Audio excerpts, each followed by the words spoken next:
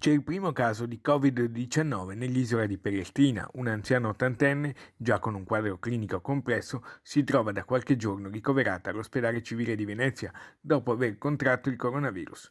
In isolamento sono finiti anche l'equipe del SUEM che l'aveva soccorsa e stabilizzata dopo una prima caduta in casa e la dottoressa, medico di base a San Pietro in Volta, che l'ha visitata in abitazione successivamente, dopo qualche giorno, e ha quindi deciso di chiedere l'intervento del 118 per il ricovero della paziente in ospedale, visto l'aggravarsi di difficoltà respiratorie.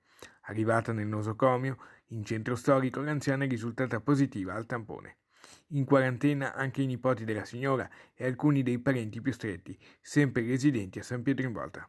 La notizia ha fatto rapidamente il giro dell'isola ed è salita la preoccupazione che il contagio possa diffondersi, visto la ristretta cerchia della comunità, circa 3.500 residenti. L'episodio non poteva passare inosservato a lungo, visto che l'unico medico di base di San Pietro in Volta da qualche giorno non si presentava al lavoro e per garantire la continuità del servizio assistenziale è stata la stessa professionista ad accordarsi per la sostituzione con lo storico medico di base di San Pietro da qualche anno in pensione.